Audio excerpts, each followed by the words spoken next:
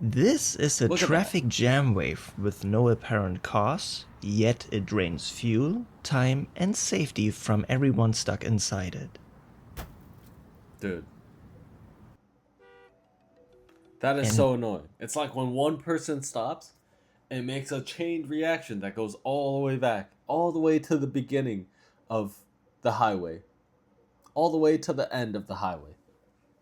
Imagine, imagine the traffic jam that happens in New York and goes all the way to Cali.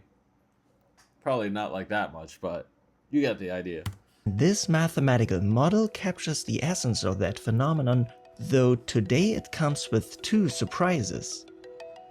These cars drive on a ring road, each reacting to the one ahead. At first, everything stays quiet until, with no outside cause, waves appear, growing until cars come to a stop. This kind of jam forming out of nowhere is called a phantom jam. Here's footage from a 2018 experiment showing exactly this Oh, behavior. is this Mythbusters? It's gotta be. It wasn't the first, but along with others, it proved that phantom jams are real and don't need visible causes like accidents or roadworks. Dude, that's crazy. I was at one today. I was going to the airport and there was just traffic jam out of nowhere. But I found who created it. Not at that time, but I found another one that created it. I had front row seat. I was at the airport. Some woman driving wanted to merge 3 lanes to the right, and she couldn't. She just froze. Everyone behind me honked. I started honking. I drove around her, and you know what she did? Put her hands to her, put her hands to her cheeks, get startled, and just sit there. I was like, no way. How'd you pass your driver's exam? How are you allowed to drive? So it's all about how drivers react, and that's what causes these waves. But here we add another twist. After a while, the backward moving jams start to change. Gradually, they How did one become 3? thin out and eventually disappear again. One might Oh, think everyone just learned to drive better, and we will calculate what better driving mathematically means, but in fact only 6 drivers used a quiet trick, which shows that on a shared resource, here a single lane, a 6 small out number for of drivers 5. can smooth out traffic for everyone, which means fuel savings for everyone. Of course, ideally you'd want to have fewer cars in total. I think it's like slower braking, or not slower, later braking. That's what it is. You brake later, so the jam doesn't really happen to you. You just keep going. While the car stops and goes again. Wait, how's it go? While the car, like, it's going fast, it stops and goes again. You just keep the same speed. Well, to an extent, you don't want to hit them, but you keep the same speed, and the people behind you don't have to stop. They don't see your brake lights, they're not going to stop. But with the complexity of everyday life and a mix of traffic modes, making cars consume a bit less fuel could still be worth it. But it's not that simple because traffic waves can be counterintuitive. Are you really sure all these drivers are just bad drivers? If you have a driver There are so many bad drivers, it's so crazy. Like, if you leave at 5 o'clock, 6 o'clock, prime rush hour, it's like prime crash out hour. It's like how do you not crash out at that hour? Bunch of people not moving, on their phones, doing whatever, stopping traffic. Um, don't signal, don't stop. Like, so many accidents could happen. It really ruined the joy of driving. When I first got my license, that's all I wanted to do. Love driving. It was like freedom. It was like speed. But now I'm like, I don't know. I don't like driving anymore. Too much bullshit on the roads. who catches up perfectly smoothly to the car ahead, without any overshooting or overreacting, Okay. and you put many of these perfect drivers in a row, they nonetheless turn the tiniest disturbances into full-blown traffic waves. It's the first guy. So it turns out, just following calmly isn't enough. Really? And traffic waves are even Oh more wow. complex. There are situations where with a Look at how intense that gets. Like small waves, but some guy wanted to amplify it. Some woman slammed on the brakes when she saw brake lights while she's not even close. And that causes more and more people to slam on the brake harder and harder because the reaction time it eats away at the distance, at the time and distance same number of to stop. cars, a tiny difference in disturbance leads to completely different results. On the left, one car temporarily brakes to 8% of its speed, on the right to 7.5%. 8. Both trigger an initial wave, Why would you stop to 8% of your speed? Oh no. but on the left it fades, on the right it Wait, hold on. both end of its speed. On the left, one car temporarily brakes to 8% of its speed, on the right to Brakes to 8% of their speed. What?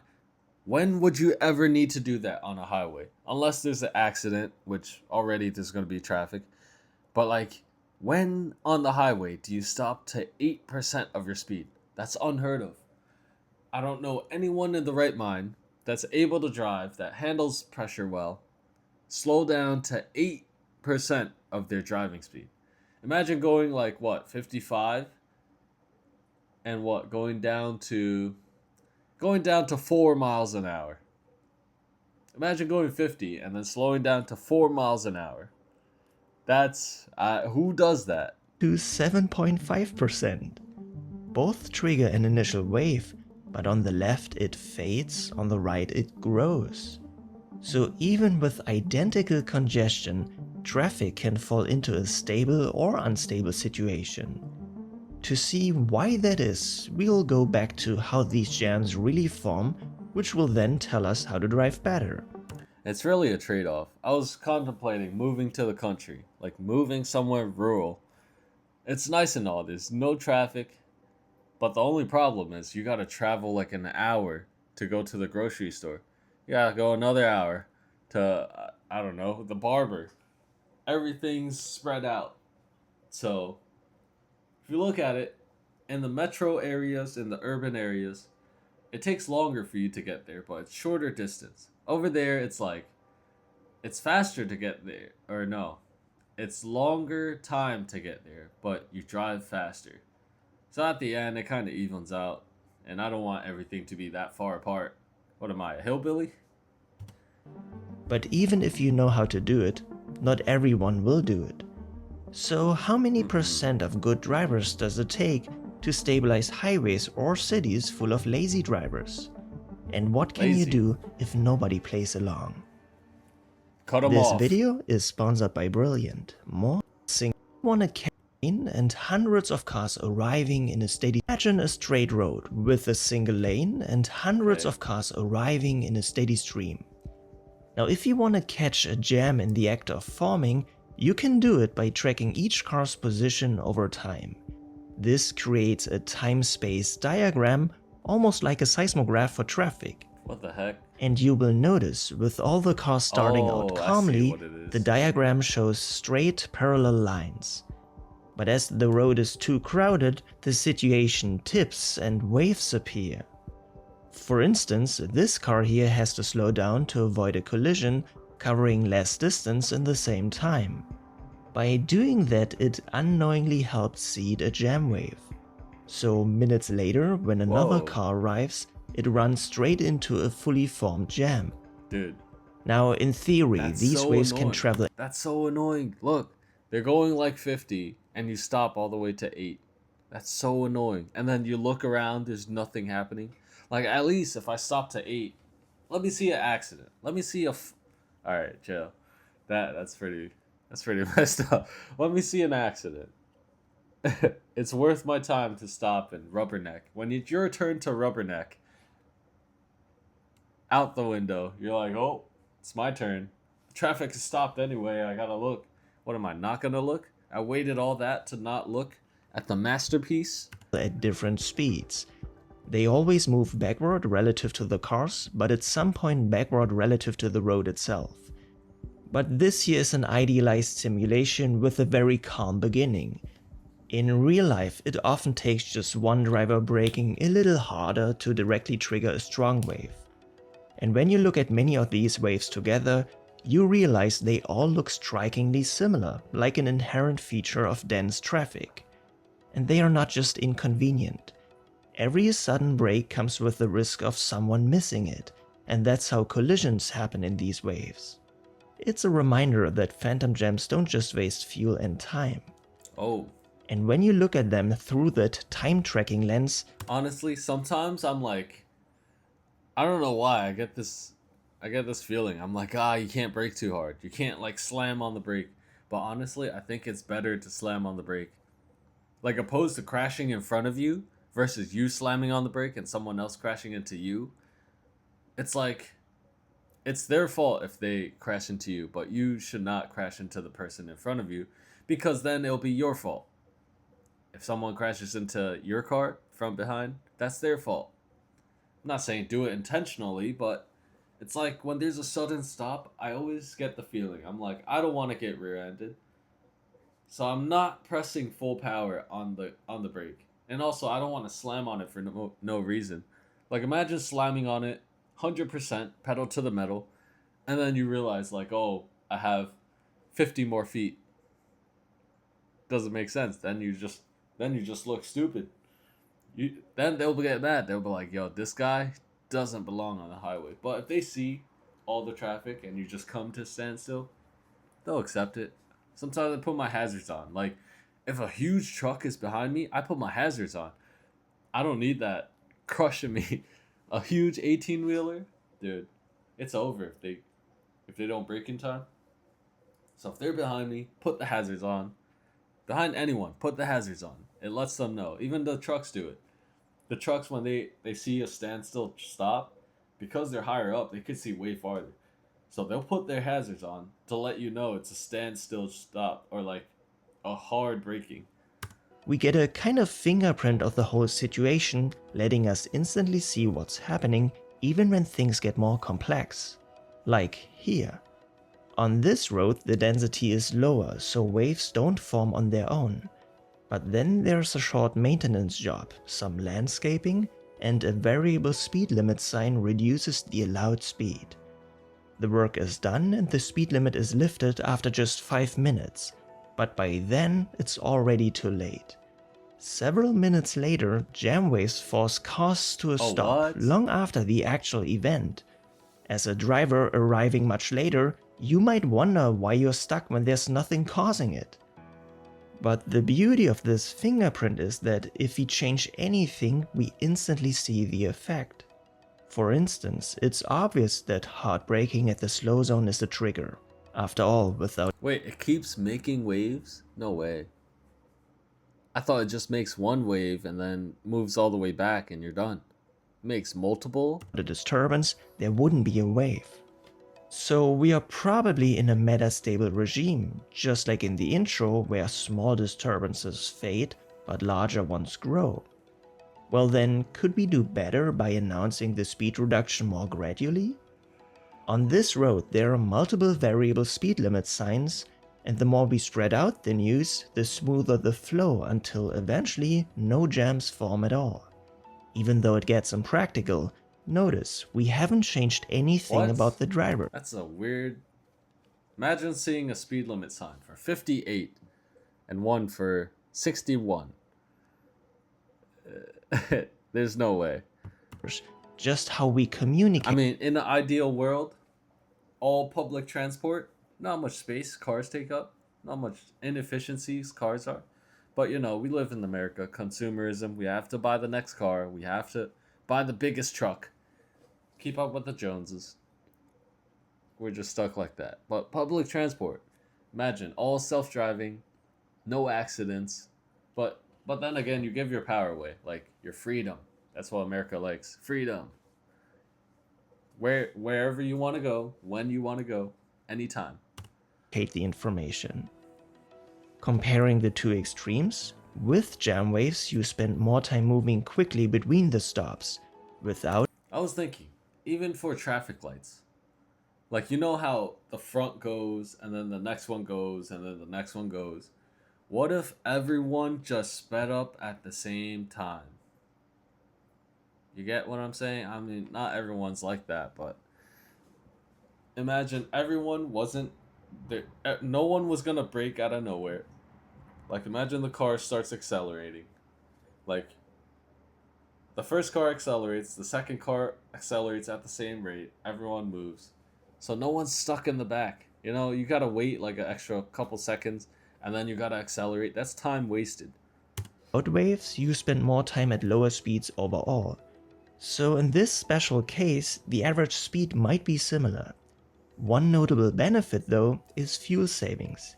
Here these drivers save over 10% fuel by avoiding costly reaccelerations. Now there's a lot more you can do by changing the road network, but let's look at how drivers themselves can react better, starting with a not so great driver who follows a car ahead with some delay and eventually settles into kind of a rest state, the equilibrium. And that equilibrium really is a pair, matching the leader's speed and keeping a safety gap ahead, which itself depends on how fast you're going. So if you put the follower's speed on one axis and the gap What is that? Fucking Fibonacci? on the other, you can watch the driver spiral into equilibrium. That picture is what's called a phase diagram. And some of you may already recognize this spiral. It looks just like a classical damped oscillator, which also settles into equilibrium the same way. Well then, if our drivers behave like damped oscillators, why not treat them as such? These systems are well studied in physics, and they might hold clues for how to damp traffic oscillations more effectively. On long drives, I don't even like driving anymore. My car has a function. It's like lane keep assist system. Like you press a button and it steers a little bit. It keeps you in the lane, but it's not like full Tesla self-driving. That'd be amazing. But yeah, you just stay in the lane. You just have to touch the steering wheel a little bit. Just keep you could keep like 3 fingers on it and it'll keep going. But on like crazy turns, on intense turns, I don't trust it. Now the oscillator also has an equilibrium pair. Its position comes from the balance of gravity and a spring force, and its velocity must match the anchor point's velocity, which is here 0. How's that even But work? how does the oscillator get there? How does it return to equilibrium? That's where Newton's second law comes in. Mass times acceleration equals the net force. At equilibrium, gravity is already balanced. What remains is the spring force from being displaced away from that balance point, plus damping like friction or air resistance. In the simplest case, we have a viscous damping force, which is velocity proportional. Combine those and you get the oscillator's equation. Dude, this is getting too mathematical. I have no idea what this means. And to calculate that motion, the displacement function x of t, there are 2 options. One is to start with some initial displacement and velocity, calculate the acceleration, and update everything step by step, which is the essence of a computer simulation. You look at the current state of a system, predict how it changes over a short simulating step by step, dynamics function, mass, and the natural frequency. It means that after a disturbance, the in a moment of this guy is funny. He thinks I understand all of this. Oh nah. Before. Now, yo, where did this come from? Oh man, calculus would have came in handy. Calculus, AP Physics. No, not AP Physics. Advanced Physics in college. Dude, this is too much. Sitting just behind the actual leader car. The point is, it still shows the oscillatory nature of the follower. Dude, there's no way. And in this simple gaps suddenly begin to oscillate as starting from a calm state, the gaps suddenly begin to oscillate as soon as an initial wave arrives. Okay. If you look this is something I can understand. The other one is crazy. Closely, each follower's gap oscillates with a slightly larger amplitude, amplifying the wave as it moves down the chain. Up to Eh, now, we I have get only it. Yeah, asked how a car that's what I explained before. It's like everyone has less and less time to brake, so they brake harder due to their reaction time. settles once the leader stops disturbing it. But here, every leader keeps oscillating. So with a damping ratio of 1, why don't the followers just absorb those incoming oscillations instead of making them bigger? There's a trick. When you see this happening, you just take the shoulder and you keep going. If you give a follower just a position disturbance, it damps out without oscillations, just like we saw before. But if you also give it a little velocity kick on top, you suddenly get an overshoot just from that extra bit of momentum. And after that overshoot, once it's reduced again to a pure position disturbance with zero relative velocity, it calmly settles back with Also, I like to slow down faster for those stops. Like, I don't know, I feel like it's built into me now. I look at it, I'm like, oh, it's slowing down. It might actually go to standstill. So I brake a lot and then I just cruise to stop. I don't even use my brake. I'm at 60,000 miles. My brakes look brand new. I use a lot of engine braking. You just downshift on your paddle shifter. Just press it a couple times. The engine will brake. Not brake like fuck it up, but like brake as in slow your car down. Use no fuel. It's like, what is it? It's the suction of the engine. Like it takes in stuff. It doesn't use gas. Use the engine to brake it. It's like the momentum is going into the engine or into the drive shaft, into the engine, into the transmission, and then the engine it just absorbs all that motion, the momentum. Yeah, that's why my brakes looks brand new. I was gonna replace them, but I'm like, I looked at it, I'm like, this looks brand new. Why would I replace it? But yeah, just I always slow down a lot and then cruise to the stop because I'd say like 80 to 90% of the time it slows down a lot more.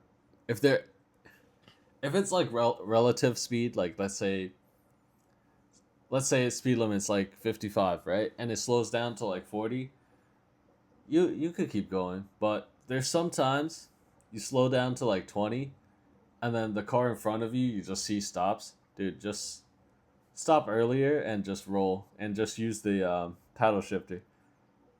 That's my take. Unless I'm causing more traffic. I'm the oscillator. no further oscillations. So maybe the leader's oscillations are somehow feeding that extra bit of momentum into the follower, and that's why we see amplification. Let's look back at the damped oscillator. Instead of disturbing it once and letting it settle, imagine we now move the anchor point, the leader, up and down with a fixed amplitude. Oh wow. Then the mass, the follower, oscillates too, but with a smaller amplitude. And if you pass that smaller motion to the next car, it shrinks again and so on. So this wave would just get damped away. But that's not true for every frequency. At very low frequency, changes are so slow that the mass just copies the anchor point one to one. But when we increase the frequency, something interesting happens. Oh, so it's like a spring. You know how you guys ever know of a slinky? I might be old. I might be an unk now. But slinky's like this long spring-like toy, and it's like if you pump it up and down, pause. If you like swing it up and down, it gets lower and lower. I believe it's like the inertia or the momentum. It's like it's going down and you're pulling it up and it's elastic, so it just pulls by itself. So every time you do that, there's more space to pull and it's more elastic. The timing lines up just right so the anchor keeps pumping energy into the mass motion. That's a resonance, and it's where the extra momentum gets stored. And once Okay. that extra momentum outweighs the damping, the oscillations grow instead of fade. And if each follower amplifies just a little, a wave can grow along the chain leading to stop-and-go traffic. It just takes enough cars. So annoying. So it was never just a Or we could just have less cars, everyone hops on a bus, boom, I don't know, like 50 people, 80 people on a bus. 80 people on a bus instead of this huge line of cars. Saves gas, saves the environment. Um, it's social. People get to be social again rather than be alone in their car. Back then, everyone took the bus, dude. People were so social. But now we got internet, we got social media. No one cares. They want to be alone. But if you have to be in social settings, it forces you to be social. About damping what's left after a disturbance, it's about not amplifying ongoing oscillations. That's something different. What? Like that's But gonna then, happen? could we just crank up the damping until there's no amplification at all, at any frequency? If we plot the amplification as a function of frequency, the goal is it should always stay below 1. Damn. Only then would no oscillation of any frequency ever grow along the chain. God. There's no way. To calculate that, we need to remember both the spring and the my. damper forces depend on the relative motion between the mass and the now moving anchor point. What is For instance, this? if the anchor and the mass move up by the same amount, the spring feels nothing new and generates the same force. This adds a few terms to the equation of motion, terms that used to be 0 when the anchor point was fixed. Alright. And one more thing, both the leader Let's speed run through this. This is how I got through college. and the follower now oscillate almost like perfect sine waves, each with its own amplitude and a small tiny delay between them. So when the anchor point moves, the mass follows just a little later. If we now relabel the coefficients, assume pure sine motion, and push through the math, we can express It's like I'm back again. It's like I'm doing it all over again. the amplitude ratio, the amplification, as a function of excitation frequency. And just like the relabeled equation of motion, it depends on the two system properties, the damping ratio and the undamped natural frequency. Now, at a certain frequency, the amplification reaches a peak, the resonance, where the system gathers the most extra momentum. So can we tune the parameters to push this peak below 1? Changing the undamped natural frequency only shifts the resonance left or right, but doesn't change its height. It seems like all we need is more damping, right? If you start with 0 damping, the maximum amplification is infinite, but as you dial up the damping ratio higher and higher, the peak shrinks but never dips below 1. Why? Because this damper isn't between the mass and the ground, it's between the mass and the anchor. So the harder it tries to fight the relative velocity, the more it just forces the mass to copy the anchor's motion, to copy its amplitude. Which brings us back to cars. Does it mean we are always prone to traffic waves? If you look back at the full car-following equation of motion, you will notice something subtle. The coefficients in front of the velocity terms aren't the same. That means we can't just merge them into a single relative velocity term with one neat coefficient like we did for... This is And actually that too difference, much. so really, I have no for a given idea. natural frequency and a given level of... Who does? Oh my god. Maybe civil engineers. Like who gets this deep into traffic? Everyone hates it, but who gets this deep into traffic? anticipation, there Making equations, making formulas. This is too much. actually is a finite damping ratio where the amplification peak just touches 1 right at 0 frequency. That point marks the threshold for what's called string stability. At every non-zero frequency, the amplification is then below 1, so no wave ever snowballs along the chain. But notice, if you change the natural frequency or the anticipation, that threshold shifts as well. So the ordinary damping ratio loses its uniqueness. It's no longer the one parameter that decides stability. Instead, we need a new measure. Remember earlier when we found the condition for no local oscillations by equating coefficients? Now we can do something similar by enforcing that the amplification peak stays at 0 frequency. And that condition guarantees string stability.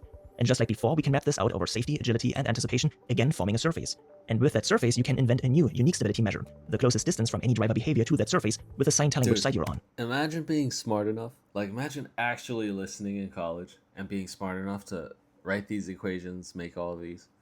That'd be insane. A string damping ratio, if you will. And here's the surprising part. You And can actually you would never use this unless your job needed it. Like imagine, when would you ever need this? Imagine teaching, like going to a family party. You're like, hey, John, come here. Like calling over your cousin, calling over your siblings. Like, hey, did you know? Start explaining it to them. They're gonna look at you like, yo, what a loser. have drivers who locally overshoot a damping ratio below 1, yet still form a string stable chain, a string damping ratio above 0. How's that possible? Well, let's scroll through the safety slice of the parameter space, changing agility and anticipation, and watch what happens to the gap after a single disturbance, and how much the waves get amplified. At low agility and low anticipation, these are the really bad drivers. They overshoot a lot, and waves blow up as they move down the chain if the cars don't crash first. But then, in this funny region, things look different. A sudden gap jump may cause an overshoot, but each follower moves it further towards something more visibly wave-like. And since all these waves eventually fade, the chain is nonetheless stable. And somewhere in this plane, there's a fascinating point. Just by nudging either agility or anticipation, you step into one of the 4 fundamentally different regions. 2 of them are boring, locally fully damped drivers who also form a stable chain, or locally oscillating drivers who also make an unstable chain. But the other 2, that's where it gets interesting. You can have locally fully damped, seemingly good drivers who nonetheless produce an unstable chain, or locally oscillating, seemingly bad drivers who in a chain are string stable. That's a level of complexity I honestly didn't expect. So the classical damping ratio and string stability are really 2 different things, and a whole line of cars with string stability never amplifies waves. If every driver uses these parameters, yes, traffic would stay calm. With enough agility and anticipation. In the Story often goes, ideal even if world. everyone drove like you, we'd still be stuck in a jam. But Oh, honestly, wow. if you safely drive with enough agility and anticipation, then in a world full of drivers like you, things would improve. If you already drive like that, this is your moment for a little self-high-five. And if not, that's exactly the point. After a long day, hardly anyone drives at their best. So what happens when Dude, look nobody at drives that. well? You could see all the waves happening. Who then is left to dampen the jams? Let's imagine there's at least one driver willing to drive in a special way so jams dissolve or maybe never form at all. What would that look like? On this overloaded ring road, using the more complex driver model again, we see that for a while, everyone can drive steadily until oscillations creep back in. So as a wise driver, what's the simplest way to stop those waves before they grow? By not reacting. Instead of copying every tiny imperfection from the car ahead, this driver just holds a steady pace and gives the following car an absolutely smooth driving experience. Ah, look at that. What did I say before? Just brake later. Don't react. But it's kind of dangerous. In theory, they can even nudge up the average speed, gradually catching up the end of the chain, which is the physical limit because at higher speeds, followers keep larger safety gaps. Now, of course, this ring road isn't real life. Here, the inflow is set by the outflow, not by the external traffic demand. But the implications are interesting. This trick only works because the wise driver knows exactly how the imperfect followers behave, and also knows what the next wise driver will do, because the next wise driver is this driver. So even a single globally aware driver already benefits everyone. But of course, you can't really do this once the jam has already formed. How do you erase a wave if you're stuck right in the middle? Well, you have to be able to drive through all the oscillations, and for that you need extra space ahead. You could dial up safety, agility, and anticipation, but there's something else. We also want to show the car behind us as smooth a drive as possible. So we Honestly, sometimes I try to do that. Sometimes I try to do that. Like, I slow down at the last possible second. I know it's probably not the best idea, but once you do that, the person behind you doesn't have to slam on their brakes, and the person behind him doesn't have to slam on their brakes.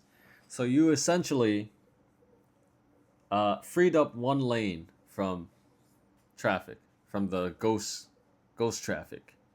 add another term to our acceleration rule, trying to reduce the speed difference to the following car. And now you're acting as a wave damper. You're not just anticipating what happens in front, but also what those behind you will do with it.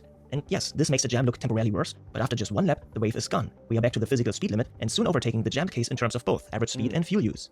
And this isn't just theory. You can see it here in the real ring experiment. The wave damper car holds a steady speed, and the wave around it begins to dissolve. And if you're lucky, the other drivers even share our joy in this mathematically elegant solution and appreciate that we are creating this healing jam just to help everyone.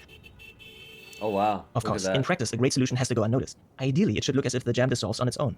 And one driver alone can't quite pull that off. You need a few more to join in. Here, with just 6 wise drivers following a slightly different globally aware acceleration rule, as discussed in the coding tutorials, the jam vanishes as if by magic, and nobody knows who did it. So does it mean we always need a handful of wise human drivers? Not quite, I'll do that. Because without I'll do that. Hire me. Imagine the government hire people to be like good drivers on the road. They'll just stop later. Oh, they'll just free up traffic somehow. Or if a cop rolls by, I don't know if it's legal or not. If a cop rolls by, just tail the cop all the way.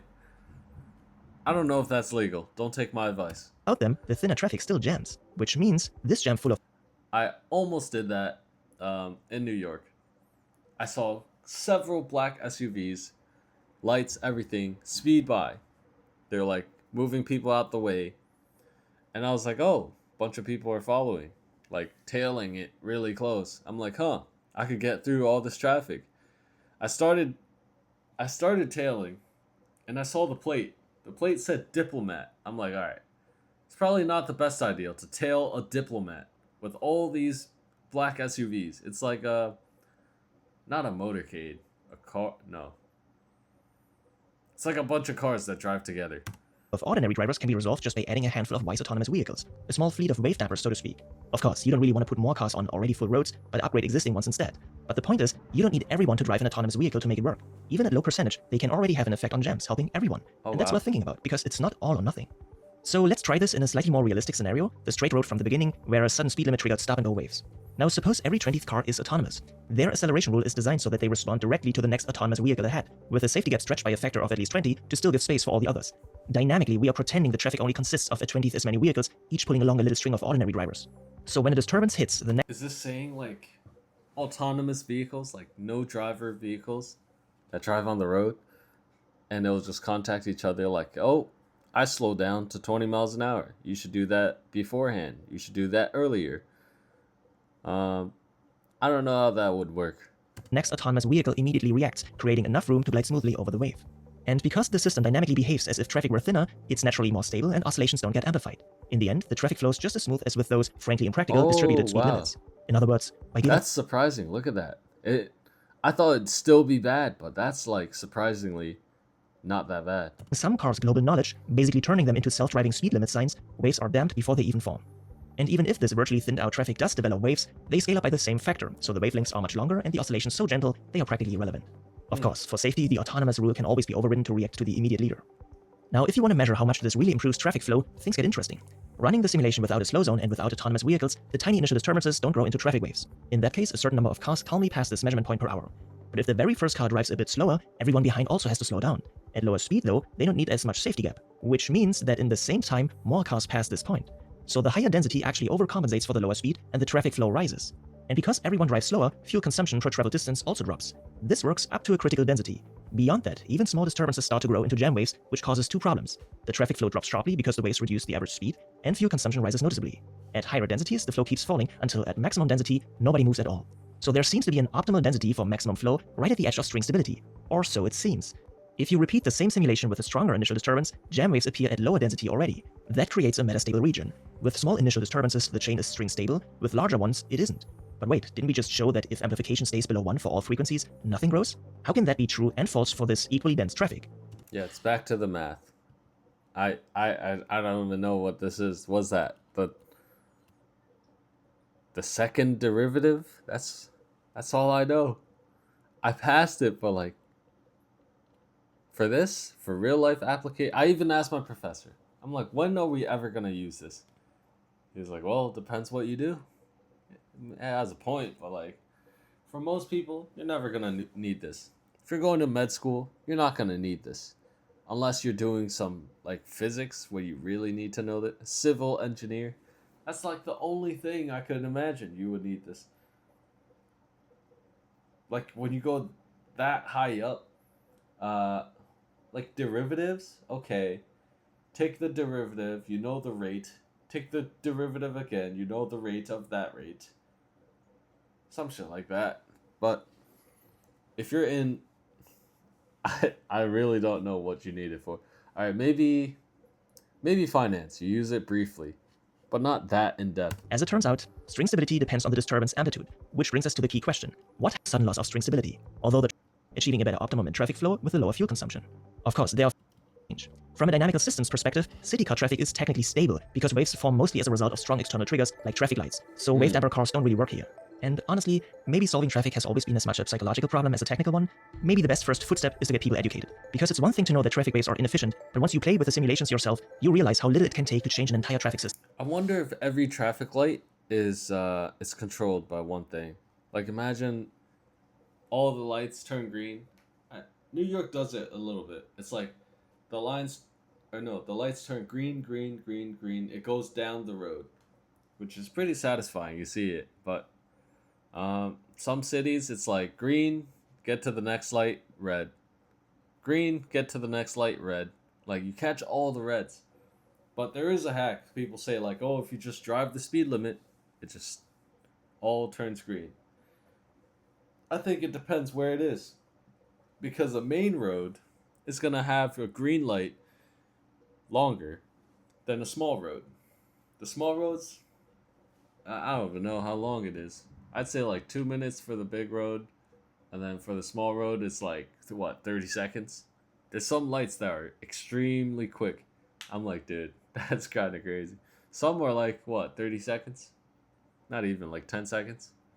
I swear, some are 10 seconds. If you don't get by, you're stuck. System. And that's the heart of problem solving, understanding a system well enough to know exactly what to tweak. And if you're a little scared of the code, having a brilliant teacher makes the journey a thinker. You want /brain truffle. Alright. Do you know what's the worst kind of driver? The driver that is bad at driving, but blames everyone else. Like, there's this guy. I was heading to the gym. He runs a stop, right? Runs a stop, tries to merge. I'm not going to let him merge because he ran the stop. I didn't see him. And he was beeping. I was beeping. I was honking. I'm like, dude, what the hell? You just ran the stop. Like, full on ran it 20 miles an hour, 25 miles an hour. I was like, what the hell? And then I get up to the next light, or the next stop sign, right? This guy comes out, eyeing me down. blames me, not blames me, but like flips me off and drives off. I'm like, what? You're gonna run a stop, drive wrong, drive incorrectly, and blame it on me and get mad at me? Baffling. Who made? I don't know what goes on through their head. Must be interesting. But that's all for this video. How traffic gets worse over time. How it always gets worse.